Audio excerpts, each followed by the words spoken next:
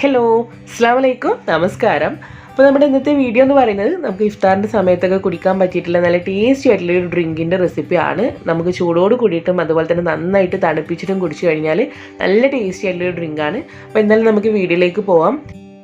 അപ്പോൾ ഈ ചാനൽ നിങ്ങൾ ആദ്യമായിട്ട് കാണുന്നവരാണെങ്കിൽ ഒന്ന് സബ്സ്ക്രൈബ് ചെയ്തിട്ട് സപ്പോർട്ട് ചെയ്യുക. കൂടെ ഈ ഒരു വീഡിയോ ഇഷ്ടമായ ലൈക്ക് ചെയ്യാനും നിങ്ങളുടെ ഫ്രണ്ട്സിലേക്ക് ഷെയർ ചെയ്ത് കൊടുക്കാനും മറക്കരുത്.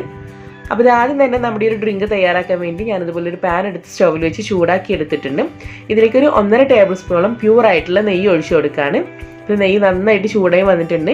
ഇനി ഇതിലേക്ക് 1 കപ്പ് സേമിയാണ് നമ്മൾ ചേർത്ത് കൊടുക്കുന്നത്, അതായത് വേർമസിലിയാണ് ചേർത്ത് കൊടുക്കുന്നത്. ജസ്റ്റ് ഒന്ന് കട്ട് ചെയ്തിട്ട് ചേർത്ത് കൊടുക്കാം. കുറച്ചും കൂടെ ചെറുതാക്കി കട്ട് ചെയ്യുന്നതാണ് കേട്ടോ നല്ലത്. ഇനി നമ്മളിതിനെ ജസ്റ്റ് ഒന്ന് റോസ്റ്റ് ചെയ്തിട്ട് എടുക്കുകയാണ്. ചെറുതായിട്ടൊന്ന് കളർ മാറ്റിയിട്ട് കിട്ടുന്നവരെ ഒന്ന് റോസ്റ്റ് ചെയ്തിട്ട് എടുക്കുകയാണ്. ഈ സമയം ഞാനിതിലേക്ക് 3 മീഡിയം സൈസ് ആയിട്ടുള്ള ക്യാരറ്റ് ഇതുപോലെ പ്രഷർ കുക്കറിൽ നന്നായിട്ട് തന്നെ വേവിച്ച് വെച്ചിട്ടുണ്ട്. ഇത് നമ്മൾ ചൂടൊക്കെ പോയതിന് ശേഷം നമ്മുടെ മിക്സിയുടെ കുഞ്ഞു ജാറിൽ ചേർത്തിട്ട് നന്നായിട്ട് തന്നെ പേസ്റ്റ് ആക്കിയിട്ട് എടുക്കണം.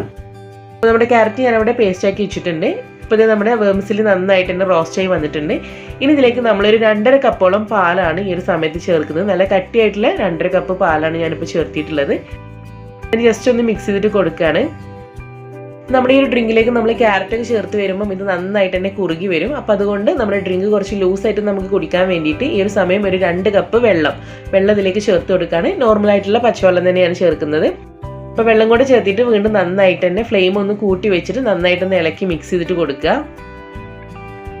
ഇത് പാൽ നന്നായിട്ട് തിളച്ച് വരുന്നുണ്ട്. അതുപോലെ തന്നെ നമ്മൾ ചേർത്തിട്ടുള്ള സേമിയയും കുക്കായി വരുന്നുണ്ട്. ഈ ഒരു സ്റ്റേജിലാണ് നമ്മളിതിലേക്ക് മധുരത്തിന് ആവശ്യമായിട്ടുള്ള പഞ്ചസാര ചേർത്ത് കൊടുക്കുന്നത്.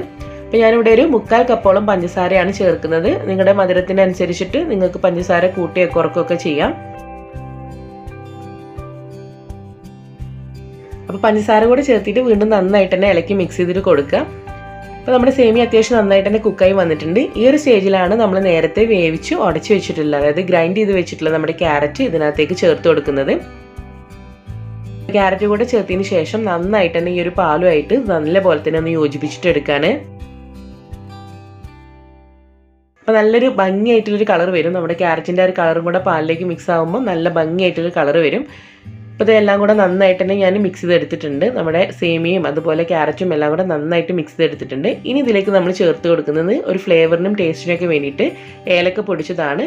ഒരു 2 ടീസ്പൂണോളം ഏലക്ക പൊടിച്ചത് ഇതിലേക്ക് ചേർത്ത് കൊടുക്കാം. അതിൻ്റെ ആ ഒരു ടേസ്റ്റ് കൂടെ വരുമ്പോഴായിരിക്കും ഈ ഒരു ഡ്രിങ്ക് നല്ല ടേസ്റ്റ് കിട്ടുന്നത്.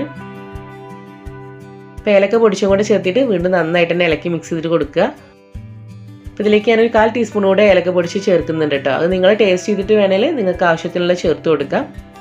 എല്ലാം കൂടെ ചേർത്തിട്ട് ഇനി നമുക്കിതിൻ്റെ ഫ്ലെയിം ഓഫ് ചെയ്യാം. ഇനി ഈ ഡ്രിങ്ക് നമുക്ക് 2 രീതിയിൽ കുടിക്കാം. ഒന്നെങ്കിൽ നമുക്ക് നല്ല പോലെ തന്നെ തണുപ്പിച്ചിട്ട് കുടിക്കാം, അതല്ലെങ്കിൽ ചൂടോട് കൂടിയിട്ടും കുടിക്കാം. ഇന്നിപ്പോൾ ഞാനിവിടെ നല്ല പോലെ തണുപ്പിച്ചതിന് ശേഷമാണ് കേട്ടോ അത് കുടിക്കുന്നത്. അപ്പോൾ അതുകൊണ്ട് ഞാനിതിലേക്ക് കുറച്ച് സബ്ജ സീഡും കൂടെ ഇവിടെ സോക്ക് ചെയ്ത് വെച്ചിട്ടുണ്ട്.